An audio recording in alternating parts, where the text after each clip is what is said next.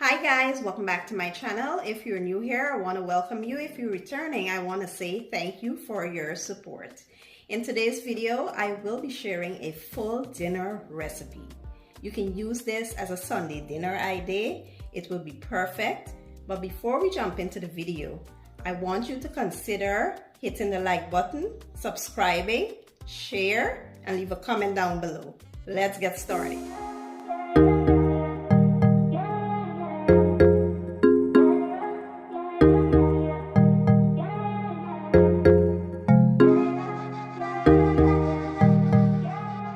Okay guys, so we'll start by preparing the sides first. Today I'll be making some seasoned pigeon peas rice. Here you see me adding my aromatics.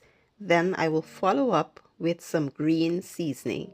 The link to the green seasoning will be listed down below. We'll give everything a good stir and allow to go for about 2 minutes or so.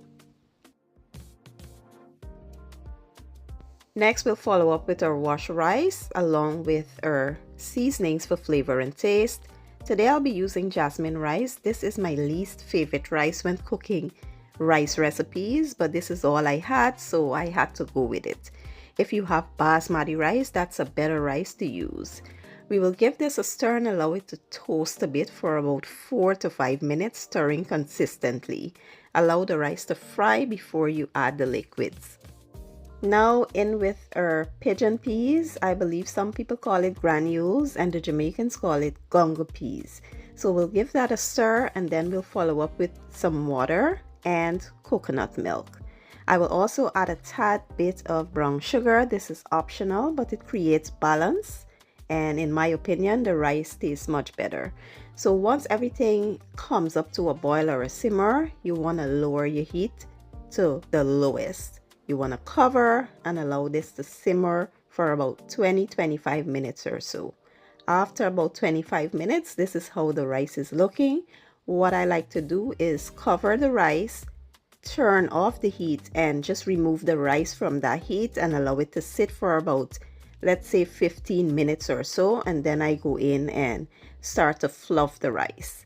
And that's it, guys. It is quick, easy, and simple, but absolutely mouth-watering delicious. Now let's prepare our next side.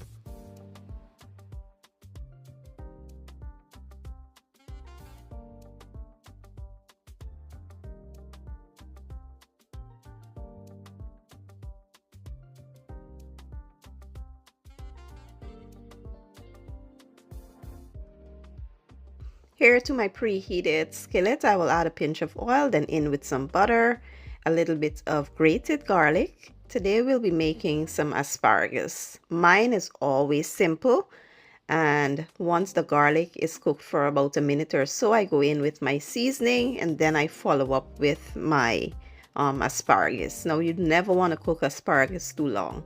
If you cook it too long, it becomes stringy and hard to eat. Nobody wants that. So you want to just toss this around for about a minute or two and then just remove it from the heat, and that's it. Quick, easy, and simple. Next up, we'll be preparing some meatballs and gravy. So here I have my ground beef. I prefer my ground beef to be fatty than lean. I also have my fresh green seasoning, paprika, garlic and onion powder, seasoned salt, complete seasoning, black pepper, and some Italian breadcrumbs. So what I did was combine my seasonings really well so they can be evenly distributed. Then I added it to the ground beef along with my breadcrumbs and the fresh green seasoning. I went in with my hands and mixed everything until it was very well combined. When I was done, I covered it and allowed it to marinate for about 30 minutes or so.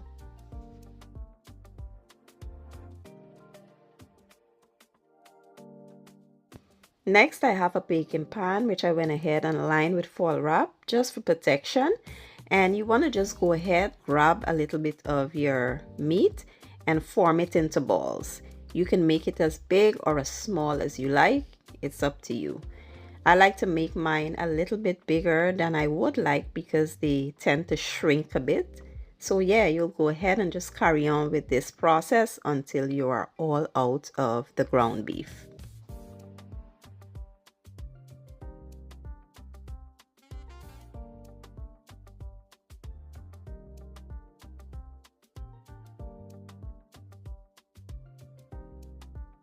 Now once you are done, you want to go ahead and place these in a 400-degree Fahrenheit oven for about 30 minutes. After 30 minutes, this is how they are looking.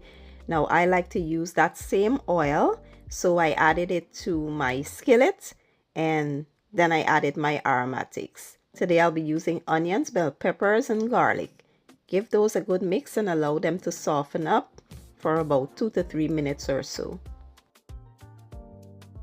Next, we will follow up with some flour, and you want to stir this well and allow it to cook for about a minute or two. You want to cook away that raw taste before adding the liquid.